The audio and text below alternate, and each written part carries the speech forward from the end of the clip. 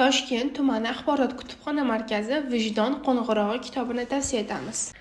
O'zbek hajviy adabiyoti rivojiga ulkan hissa qo'shgan taniqli adib, benazir inson, O'zbekiston xalq yozuvchisi Ne'mat Aminovning serqirra ijodi va ibratli hayoti haqida yozilgan ushbu ma'rifiy hujjatli kitob 2 qismdan iborat.